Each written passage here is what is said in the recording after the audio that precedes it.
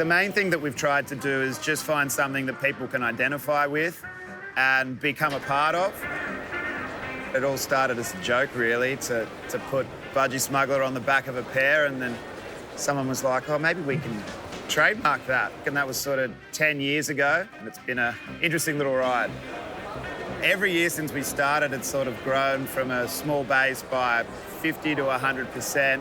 So we'll sell anywhere from 50, 100, 200 pairs a day. So, yeah, about nearly half of them are custom swimwear that we make for people, football teams all around the world, AFL, cricket. We've got our stock on the website as well.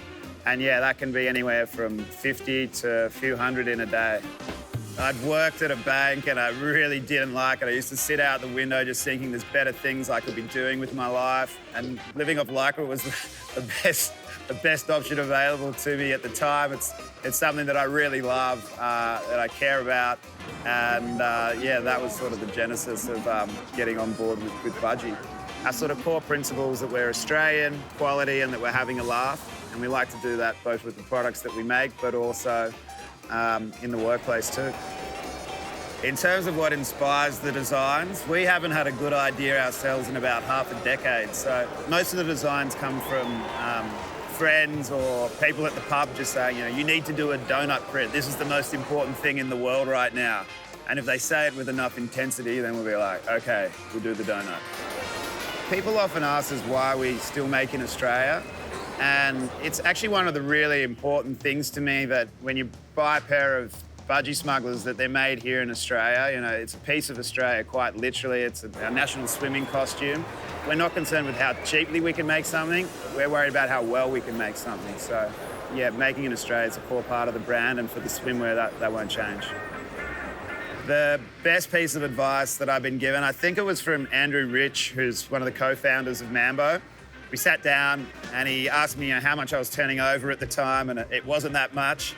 And he asked me what my plans were for the business, and I said, oh, we want to do the US and take over the world. And he said to me, Adam, your company doesn't exist. I was a bit like, okay. And he goes, forget about trying to take over the world just now.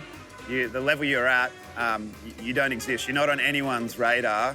What you need to do is just focus on making sure everyone here in your local area knows you, and then slowly building it from then. And so that kind of switched our thinking. We went from thinking outward to making sure that here in Australia we're a really well-known and hopefully respected brand with a quality product. And now we'll open it up a bit wider. I think small business should be giving back to their community, because they're going to be the people that look after you. So it doesn't always have to be money either. If you've got a cafe, it could be letting people use the space, and then it makes it more of a kind of social hub as well. I don't think of giving to the community as a kind of charity thing. I think it's good for the business as well. I've spent most of the last 10 years working with AIM, which is a mentoring program for Aboriginal high school kids. So I've grown up in and around Aboriginal people, and I think things like Strut the Streets, which was a fundraising parade that we did. I mean, that was through a period where for about 5 or 6 years we were losing money, but we raised $250,000 for AIM. And there's a concept of sort of paying it forward. And I think it's like that in the local community. You've got to look after your local community, because if things don't go well, they're going to be the ones that are going to always support you.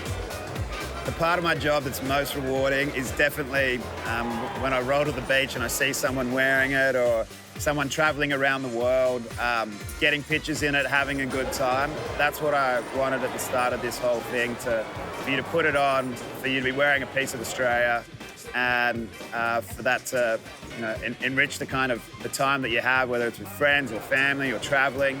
It really, it almost warms my heart, when you see someone getting married in them or proposing in them. It just makes me feel like you wouldn't believe. So it's something, I really love. Hey, thanks for dropping by the KBB YouTube channel. If you want a whole lot more where this came from, press the subscribe button and it will open a Pandora's box of great videos that not only are educational, full of great advice, but also really inspiring. Just what we need as small business owners.